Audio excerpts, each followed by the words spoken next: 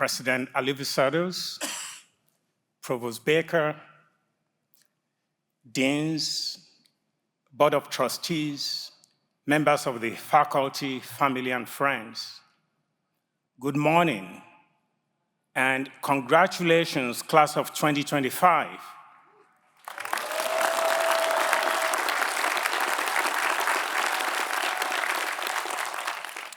It is my great honor to be the first to celebrate you today and to welcome the families, friends, and loved ones who helped to bring you to this important milestone.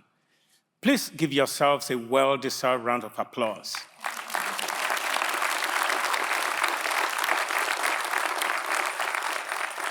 So today you are graduating from one of the finest universities in the world. And I remember being in your shoes, proud, excited, and yes, a little uncertain about what will come next. You are stepping into a world that is marked by profound uncertainty, a world where the very institutions that foster knowledge, discovery, and care are being tested. Long-standing norms are being challenged, and global alliances are being rewritten. We are living through a moment when truth is contested, when science is politicized, and when public support for higher education and medical research is no longer guaranteed. The funding streams that have powered progress, that have saved lives and opened minds, they face growing threats. But it is precisely in moments like this, when our foundations feel unsteady, that we must recommit ourselves to excellence to forge a stronger future for our country and the world.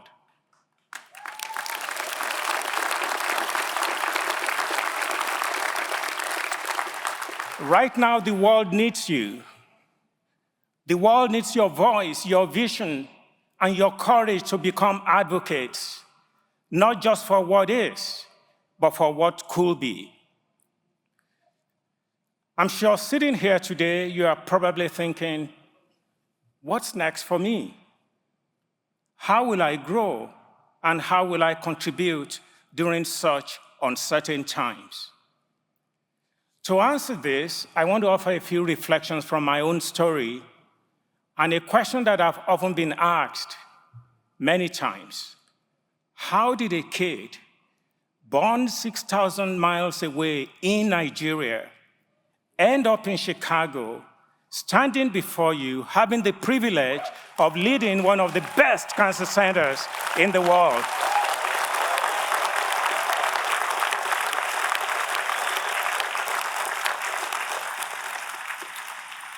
You see, I grew up in Nigeria under military dictatorships and unstable democratic civilian governments.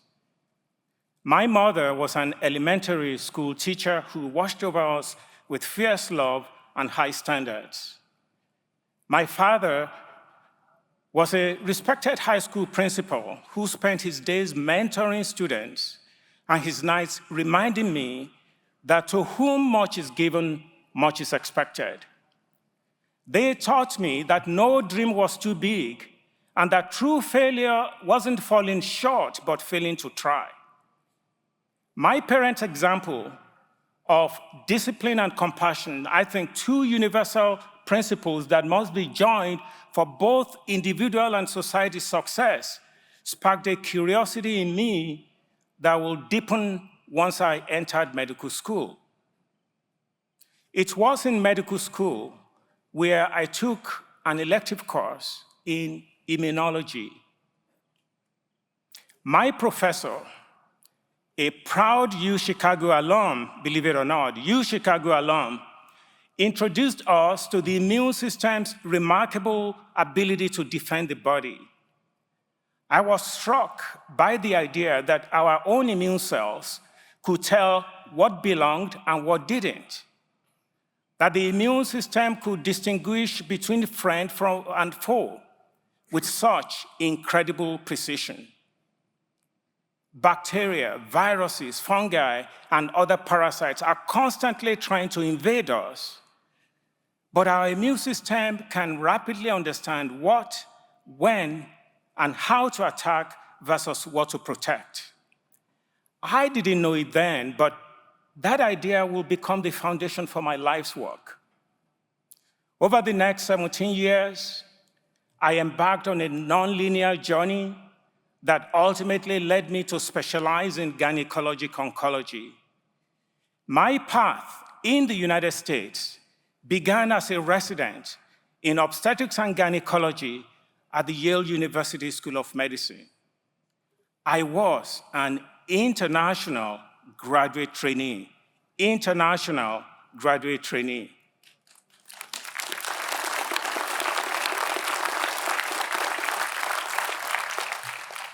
And I was warmly welcomed by the incredible faculty whose mentorship and support were invaluable.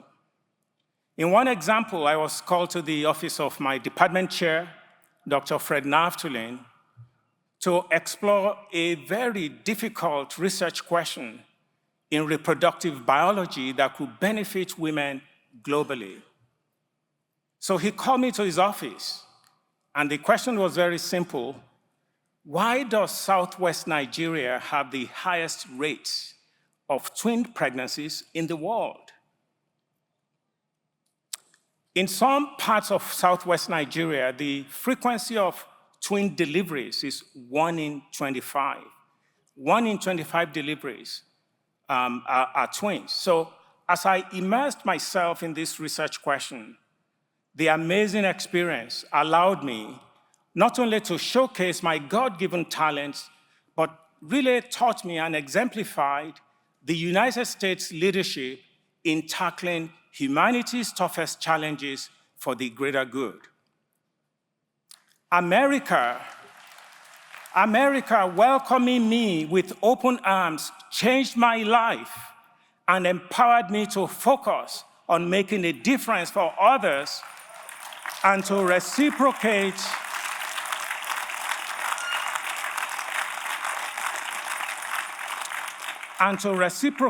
the extraordinary kindness that I received. And that kindness was extended not just to me, but to my entire family, my wife, and our 3 kids. So as I continued my career, I could have chosen any specialty. So why did I focus on cancer? Because it touches all of us.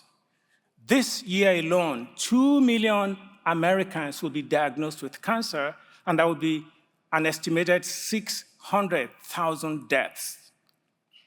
Globally, 20 million new cancer diagnoses. In fact, 1 in 4 people will receive a cancer diagnosis in their lifetime. Look around and know that practically everyone here has a friend, a family member, a colleague who has survived or is currently living with or has died of cancer. For me, this is personal. My own father lost his life to this dreadful disease. I share this not to darken a bright day. In fact, Chicago weather is fantastic today. But to make an important point, that even when challenges seem insurmountable, progress is possible. And this is as true personally as it is for society. 50 years ago, a cancer diagnosis was grim and treatment options were few. But today, because of investment in research, because of investment in science, federal funding through the National Institutes of Health and the National Cancer Institute, cancer mortality rates have declined in the United States by more than 30% in the last 30 years.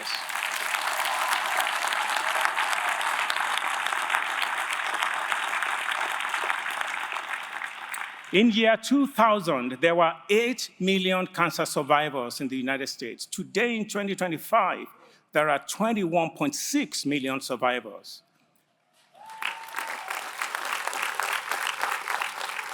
That is the power of excellence. That is the power of science combined with commitment to new discoveries and to each other. That is what becomes possible when we believe that every life matters.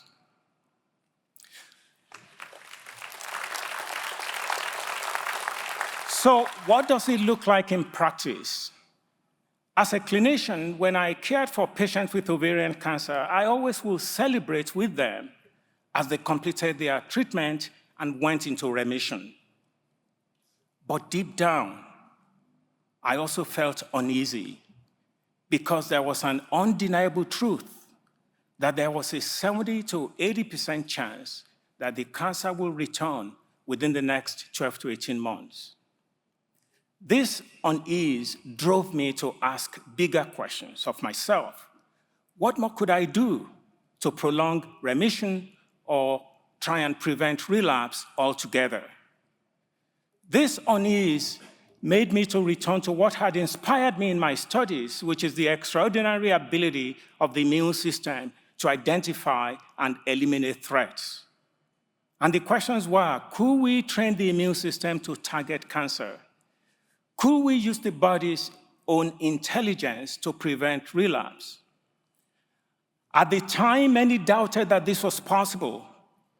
The field of cancer immunotherapy was on the margins, and the science dismissed as unworkable and unworthy of funding. But many of us persevered. And what we learned, often in small steps, was that the immune system, in fact, can recognize cancer and fight cancer. It just needs the right tools. So in my research, we were able to develop vaccines to generate immune responses against ovarian cancer and prolong remission rates. We were also able to engineer a patient's own immune cells, grow them into large numbers, often billions of these cancer-fighting immune cells, and infuse them back into patients as living drugs. Today, immunotherapy has become a standard treatment option for many cancers, and we're still moving forward.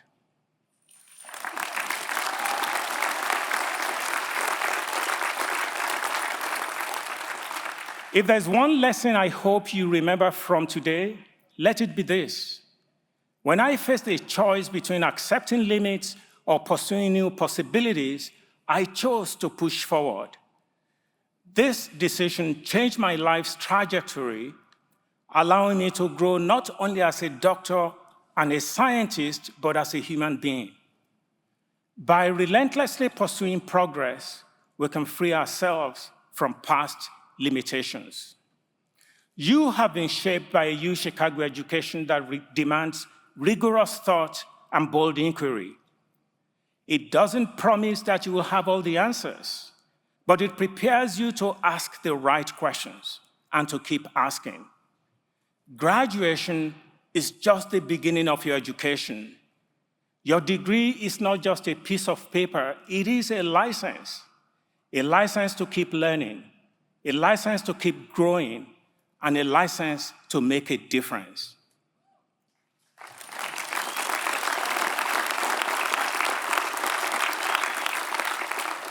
Since becoming director of the University of Chicago Medicine Comprehensive Cancer Center, I have worked with an incredible team to bring UChicago's values to life. In 2027, we will open a state-of-the-art cancer pavilion, a place where cutting-edge research and compassionate care will exist under one roof. It will be a home for discovery, a home for healing, a place of dignity, a place that reflects what we can accomplish when we combine scientific excellence with human empathy. I know these are complicated times, but I believe that eliminating cancer will be one of humanity's greatest and least controversial achievements. Therefore, our work continues. There are new cures for cancer that need to be uncovered, new discoveries waiting to be made, more lives to be saved that were previously unsavable. This will happen when truth is prioritized, when science is protected, and when people come first.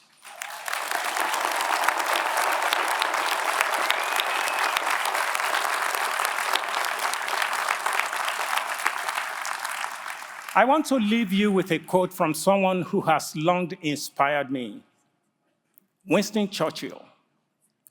During World War II, Churchill praised the Royal Air Force by saying, "Never in the field of human conflict was so much owed by so many to so few. Never was so much owed by so many to so few." Today, our society is another such inflection point, with truth in conflict with misinformation, understanding in conflict with divisiveness. But when I look at all of you, your promise, your energy, your commitment, I see that same kind of feel that Churchill talked about. In the years ahead, you will be called upon to carry great responsibility. You will be called to lead.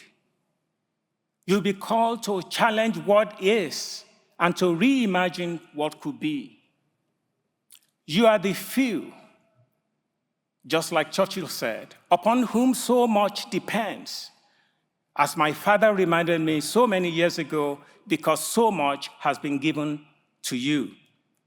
So when I think of Churchill's few, I think of you, not because you will have to change the future by yourselves, but because I know your education, your values, and your courage have uniquely prepared you to work with and to inspire others.